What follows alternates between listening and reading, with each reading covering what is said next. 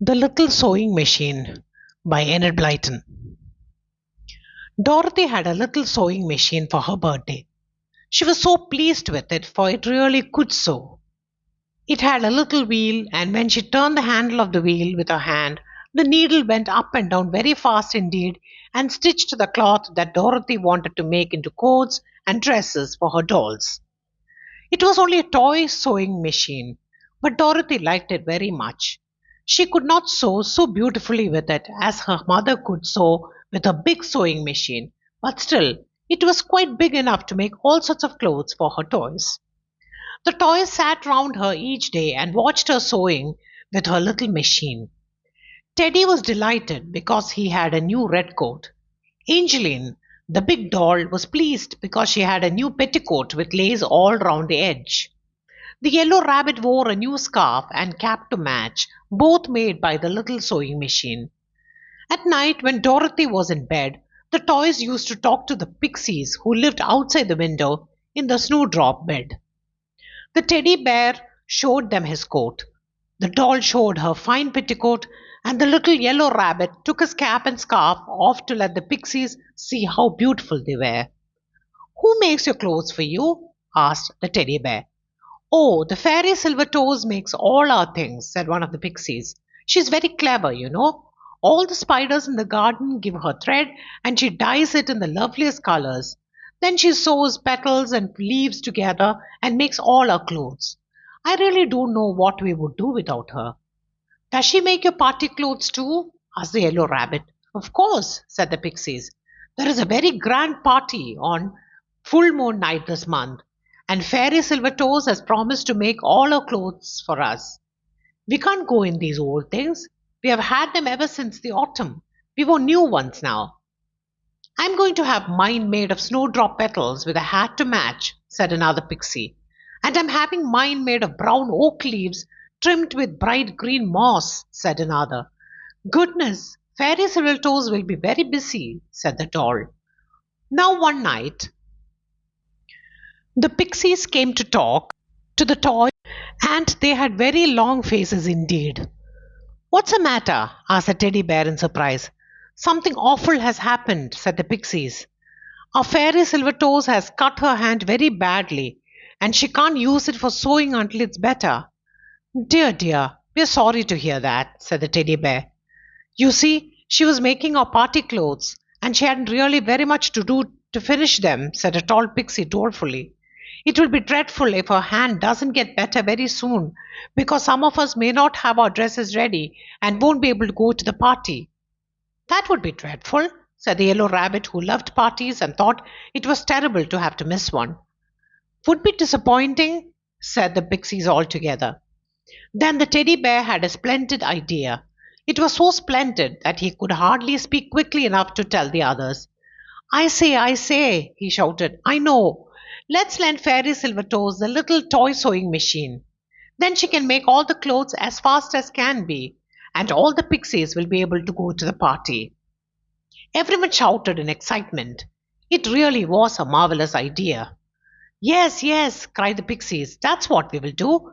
We will take it back with us tonight and show Silvertoes how to use it. Wait a minute, said the big doll suddenly. What are we to lend it without asking Dorothy? After all, it doesn't belong to us. Suppose Fairy Silvertoes had an accident with it and broke it? Whatever would Dorothy say? She would be very angry with us for lending it without asking her. Well, let's ask her then, said the teddy bear. But she's asleep, said the doll. We can wake her, can't we? Said the yellow rabbit impatiently. Come on, we'll all go and wake her. So the big doll, the yellow rabbit, and the teddy bear ran out of the playroom and pushed open the door of Dorothy's bedroom. There was a little night light glowing in the room, and they could see that Dorothy was fast asleep. Wake up, Dorothy, wake up, said the teddy bear, and he patted the little girl's hand gently. But she didn't wake up. Then the big doll scrambled up on the bed and tapped Dorothy on the cheek. Do wake up, Dorothy, she said. We want to ask you something. Then Dorothy really did wake up and sat up in bed in surprise. She saw the doll, the rabbit, and the teddy bear, and at first she thought she must still be dreaming. Goodness, she said, what are you doing at this time of night, toys?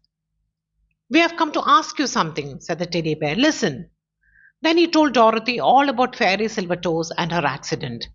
And now we wonder if you'll be kind enough to lend your sewing machine to her, he said. You see, she could easily work that without hurting her cut hand, and then she could finish all the dresses in time. Of course I'll lend it to her, said Dorothy, really most excited. Why? I'd love to. But toys, do you think the pixies would let me see Silvertoes using my machine? Oh, do ask them if I can. I could put on my dressing gown and come. The teddy bear ran off to ask the pixies. They said yes, certainly, but the next night would be best because by the time they would have been able to explain to Fairy Silvertoes how to work the machine, and she wouldn't be nervous if Dorothy came to watch.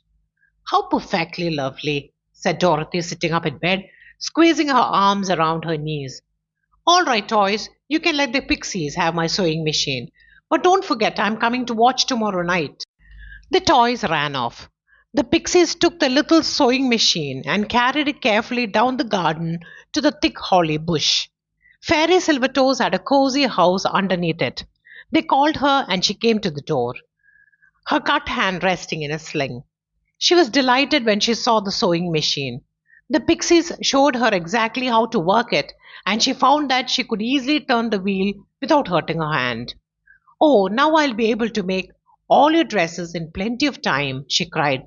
You'll all go to the party now. The next night, Dorothy could hardly lie still in bed. She so badly wanted to get up and go to watch Silvertoes, but she had to wait until the house was quiet and midnight had struck by the hall clock downstairs. Then the toys came alive and went to fetch her. She slipped out of bed, put on her dressing gown, and went with them to the playroom. She climbed out of the window, slid down the pear tree outside, and ran down to the holly tree with the toys. The pixies were there, waiting for her. As she went near the tree, she heard the whir of a little sewing machine and knew that Fairy Silvertoes was hard at work. We must make you a little smaller or you won't be able to get into Silvertoes' house, said one of the pixies. He touched her with his wand, and she at once became about half her size. It was a very strange feeling. Then she saw Silvertoes' little house and cried out in delight.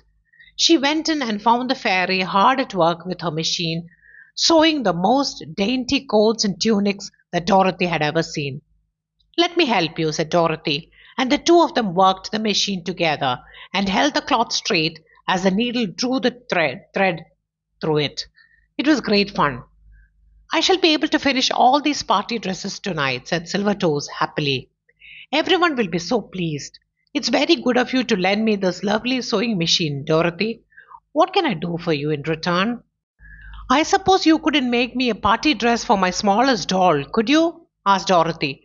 I have the dearest little doll with curly yellow hair and blue eyes, and I always take her out to tea with me when I go to see my friends.